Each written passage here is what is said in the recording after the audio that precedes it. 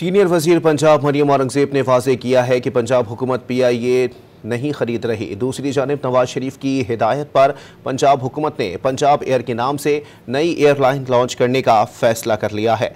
मरियम औरंगजेब ने कहा कि हुकूमत पंजाब की जानिब से PIA खरीदने से मुताल्लिक झूठी खबरों से गुरेज किया जाए। दूसरी जानिब ज़राए पंजाब हुकूमत के मुताबिक सूबाई हुकूमत ने निजी सरमायाकारों के ताउन से नई एयरलाइन पंजाब एयर लाने का फैसला किया है, जिसकी फिजिबिलिटी पर सूबाई हुकूमत जल्द काम शुरू कर देगी।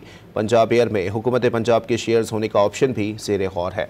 सीनियर वजीर पंजाब मरियम औरंगजेब ने वाज़ेह किया है कि पंजाब हुकूमत PIA नहीं खरीद रही। दूसरी जानिब नवाज शरीफ की हिदायत पर पंजाब हुकूमत ने पंजाब एयर के नाम से नई एयरलाइन लॉन्च करने का फैसला कर लिया है।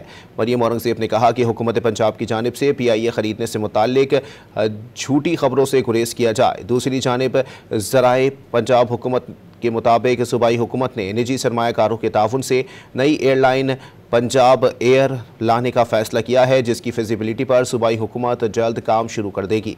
पंजाब एयर में हुकूमत पंजाब के शेयर्स होने का ऑप्शन भी ज़ेर गौर है।